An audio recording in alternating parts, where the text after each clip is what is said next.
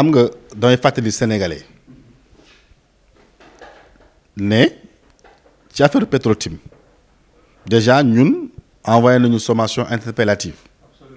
C'était au mois de mars je pense 2016 mars ou février 2016 envoyé nañu sommation interpellative bi ñu ko recevoir ñu tontu ki ñu ko envoyé nee na avocat wu Alioune Sall la mais question yi boo ko lire di nga xam ne kii maanaam mbindu waa BDK la maanaam dañoo làqatu ci ginnaaw moom pour pour BD Banque de Dakar bi ñu ko envoyé d'ailleurs boo xoolee sommation mi ngi ci net bi liñ bind dafa leer dañ ne ko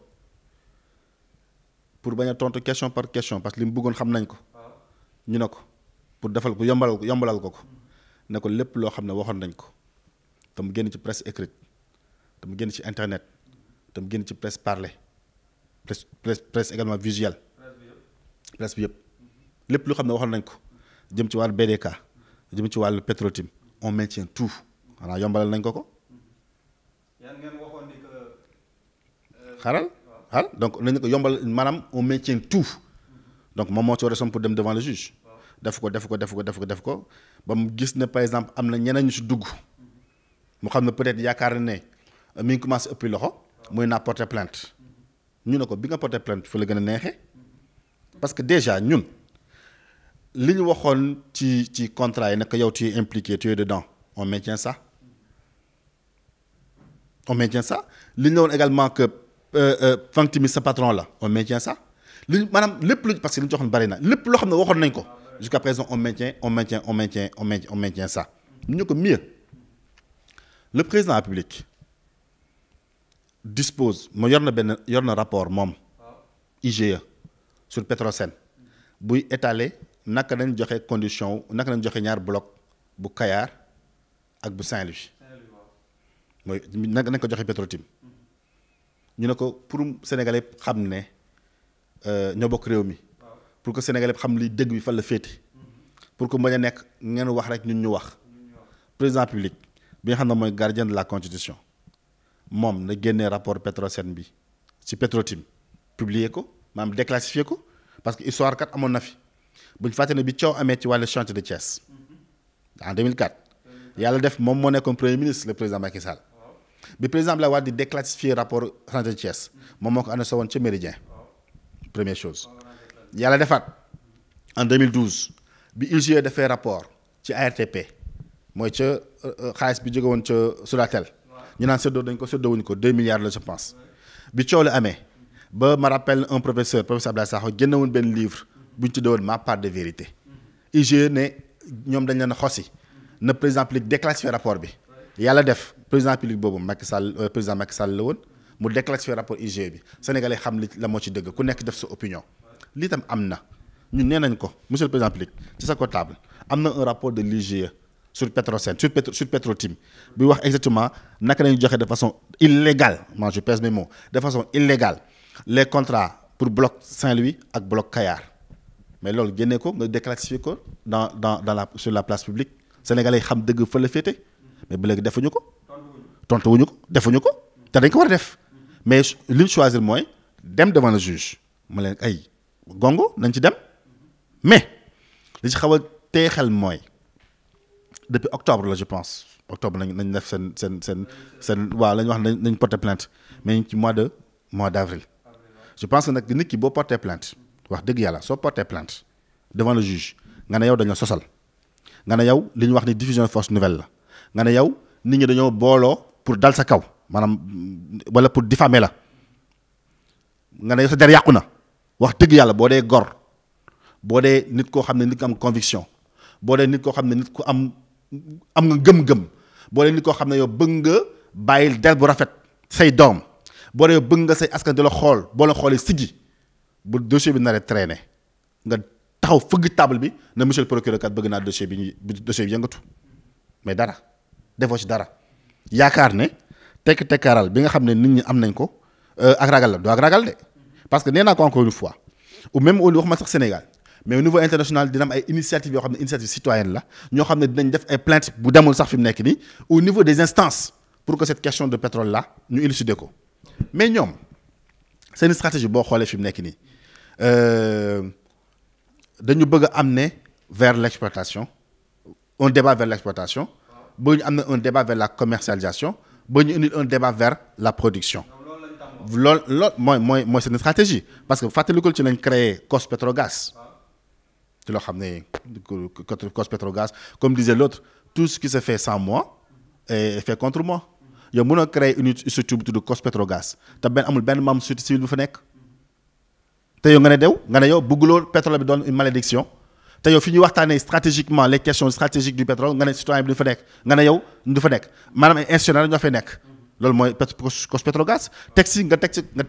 à la tête koo xam ne tey jii nii yéen ñaar bi ngeen di jógee Petrosen dinañ si ñëw am nga fa indemnité yoo xam ne waruloon ko woon laal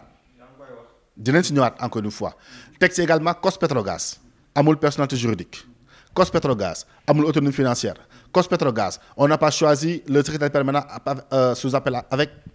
suite à un appel à concurrence on l'a pas choisi COS-Petrogaz également amul une liberté dans l'exécution de ses décisions parce que ki war a xam ne moo war a exécuter décision mi ngi tudd GES Petrogaz mu war a loger au niveau du ministère des hydrocarbures te ki war a diriger GES Petrogaz boobu noonu il a rang de directeur national. Il est nommé au même titre que le secrétaire permanent par le président de la République. Autrement dit, il ne tire pas sa légitimité du secrétaire permanent, mais il tire sa légitimité du président de la République. Autrement dit, on va vers la naissance d'un conflit de compétences. Texte aujourd'hui, toutes les compétences yi nga xam ne tey jii nii COS-Petrogaz am na ko mais boo xoolee mission Petrosen jël na ko en charge bu yàgg. donc ci contexte boobu noonu nga xam ne tey fi mu nekk nii yóbbu nañ seen plainte yi extra bañ nañ bëgg nañ daw débat bi nañ créé COS-Petrogaz dans la précipitation et dans l'urgence def leen benn recherche ñan ñoo nekkoon autour du FESMAN est-ce que ñooñu dégg ak ñeneen les ministres de la culture yi fi nekkoon yëpp est-ce que ñooñu dégg nga leen tey ñu contre le pouvoir parce que c'est un moyen de pression. Parce que c'est un moyen de pression contre dañ lu mooy lan noppi leen kat wala ñu agité ko mais Sindiély c'est un prétexte fallacieux Sindiély c'est pas le vrai prétexte. yow da nga jàpp ni c'est pour divertir. mais bien sûr oh quand même c'est pour divertir nee naa la pour un budget de 80 milliards de francs CFA nga ne wéy du ma koy yóbbu parce que y a un truc de 400 millions ci loo xam ne tey boo ko defee enquête sérieuse il serait coupable de comptable de fait qu'on soit sérieux. moi je n'ai parlé de wax naa la exactement les 15 milliards yi xam ne waroon dugg ci keesu dugg ci compte particulier état Sénégal moo ko lépp sans compter xaalis bu jugee Gabon xaalis bu jugee fii xaalis bu jugee fële xaalis bu dugg fii. alors def li muy def na ay tojam n'est-ce pas def am na rapport IGE dañaan la ma responsabilité ki yor rapport bi waaye nañu wax dëgg nañu wax kam ma responsabilité ki yor rapport bi moom moo yor une responsabilité devant le peuple sénégalais moom moo leen digal une gouvernance vertueuse moom moo leen digal une gouvernance sobre moom moo leen digal une protéger personne moom moo ay kàddoom la woon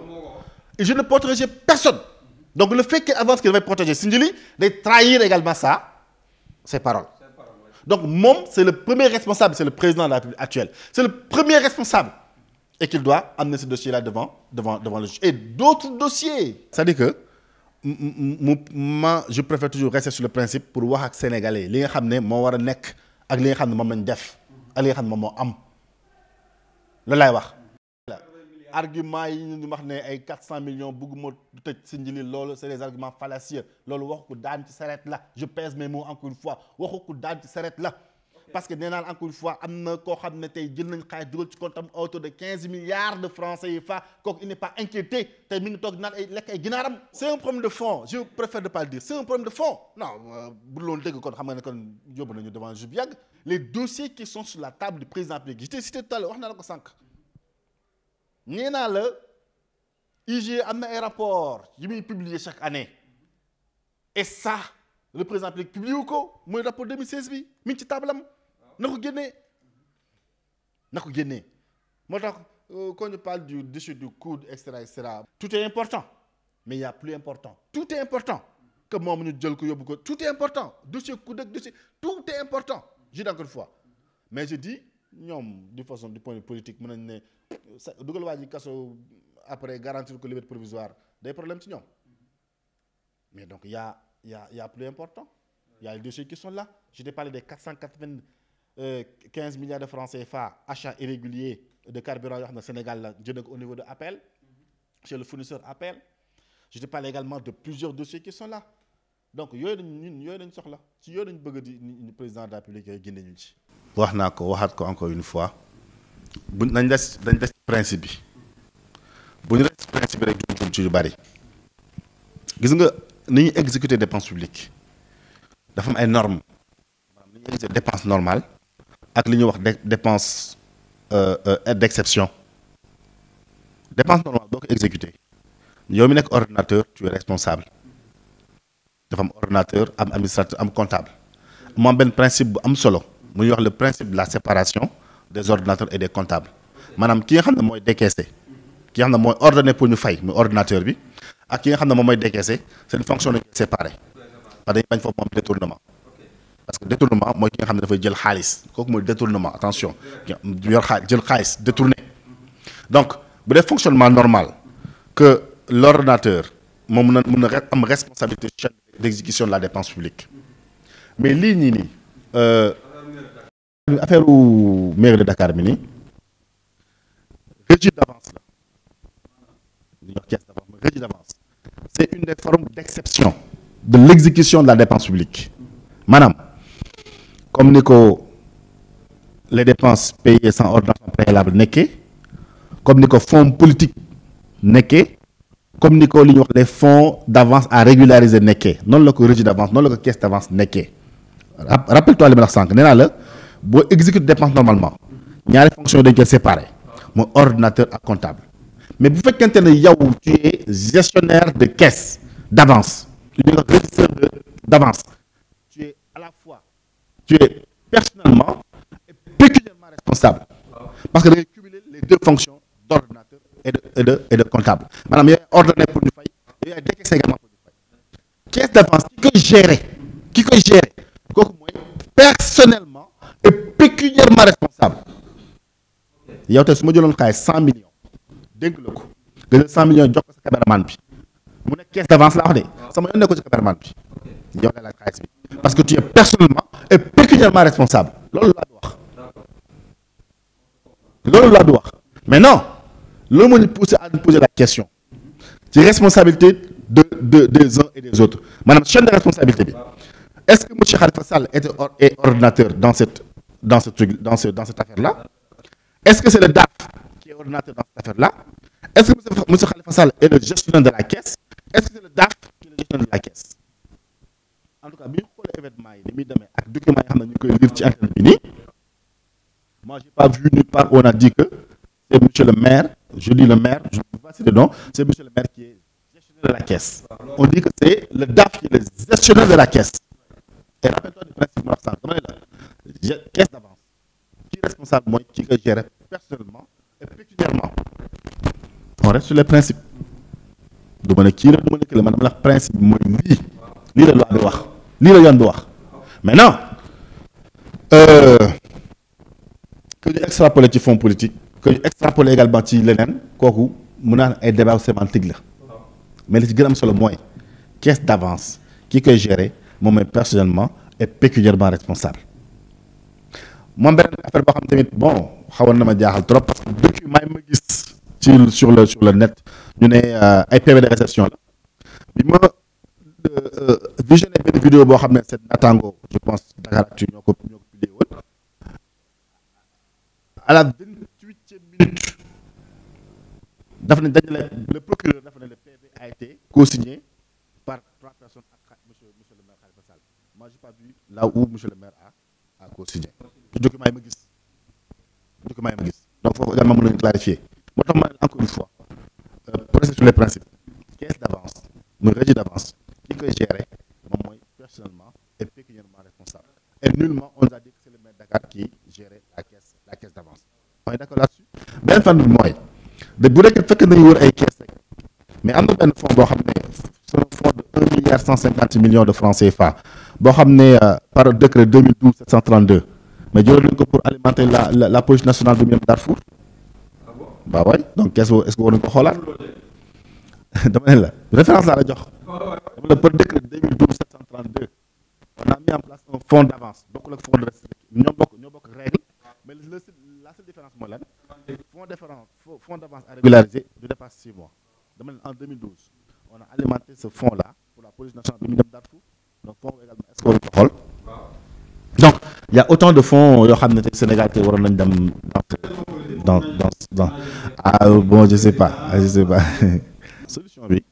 mënu jóge fenn fu dul à fond bu ñu xoolee suñu réglementation mënu jóge fenn fu dul président de la République ak Assemblée nationale jël ses responsabilités parce que tant que Assemblée nationale jël ses responsabilités jël texte de loi yoo xam ne vraiment fonds yi ñu joxe dañ koy joxe de façon transparente et qu'il y ait une obligation de rendre compte parce que reddition des comptes ñëpp d'accord nañ ci mais nañ ko def pour tout le monde qu'il n'y ait pas une reddition sélective encore une fois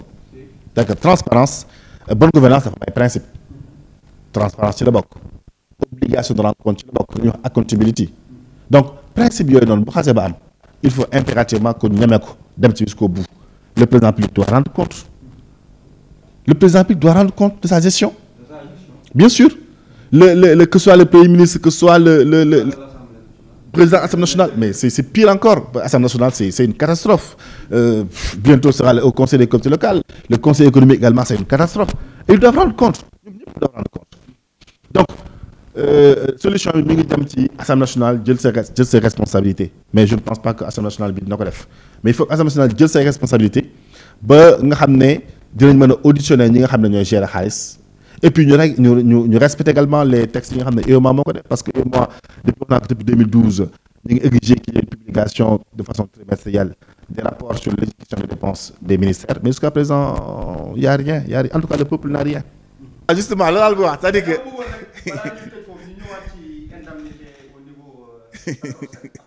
waaw. waaw xam nga ci cadre reddition des comptes sànq waxoon naa la également na la baatu équité baatu éthique ak baatu égalité ñu Sénégal ñëpp ñoo yem devant le service public que mu nekk président de la République que mu nekk man damaa gëm ne président de la République il a une parcelle de ma souveraineté moom waxu ko man waxuma constitution bi ko wax constitution bi dafa ne la souveraineté nationale appartient au peuple qu'il l'exerce par ses représentants ou bien par la voie du référendum donc souveraineté bi mu am man maa ko jox donc gënul sama morom gënul beneen sur le Sénégal nous sommes tous égaux devant la loi noonu laa koy xoolee jox ko nag ci lu président de la République ci lu wóor moom bi mu nekkee directeur général Petrosen te du samay wax de Cour des comptes moo ko wax ñu ngi nii Cour des comptes moo ko wax ne moom bi mu nekkee directeur général Petrosen jël na fa xaalis boo xam ne daf ko fa jël de façon illégale moom le président Macky Sall ak l'actuel secrétaire permanent bu COS Petrogaz bu tam nekkoon également directeur général Petrosen mooy monsieur Ousmane Ndiaye moo nekk COS Petrogaz moom tamit IGE Cour des comptes nee na indemnité yi fa jël c'est de façon illégale la ko fi jëlee pourquoi parce que déjà ñoom dañoo démissionné et puis serait intéressant que yéen te loolu maa ngi doon xaar journaliste yi bi ñu ko waxee je pense que monsieur Serigne Mboup dugg na daal dina wéy de façon illégale la ko président Macky Sall amee mais pourquoi les journalistes n'ont pas interrogé les inspecteurs du travail naka nga mën a yow nekk ci entreprise nga démissionné ñu jox la droit yow nga nekk entreprise da ci liggéey nga démissionné après ñu jël xaalis jox la nga dem te ñoom ñoo seen cëggal guy ñoom ñoo démissionné seen bopp Cour des comptes na leen li ngeen def noonu du yoon mieux encore ci li gën a graaw xaalis boobu ñu ngi leen ko joxee sans l'aval du conseil d'administration vice de forme oui sans l'aval du conseil d'administration je pèse mes mots c'est là dans le rapport de la Cour des comptes et mi ngi ci net bi également waaw da nga réduction des comptes donc xaalis boobu également état kon procureur également war naa autosaisir ci loolu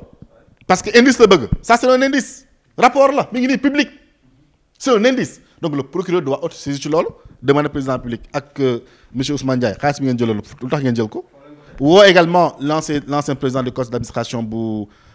Petrosen monsieur Serigne Mboup je pense également moo nekk Sarr xaw ma moo tamit mu expliquer également pourquoi également ils ont donné ces indemnités là nous sommes tous égaux devant la loi donc président public également war na def loolu loolu laay wax encore une fois je pèse mes mots je dis le président public ak monsieur Ousmane Ndiaye Cour des comptes nee nañ jël nañ xaalis boo xam ne waruñu ko jël ba léegi tontu wuñu teg ci du yemul ci xaalis kese même carburant oui même carburant ils ont violé une institution du président de la République bi fi nekkoon même carburant jël nañ loo xam ne également moomuñu ko ci carburant sans compter les tournées ñu doon def donc booy wootee gouvernance sobre et vertueuse je pense que tu vas être yaa war a nekk premier également pour donner l'exemple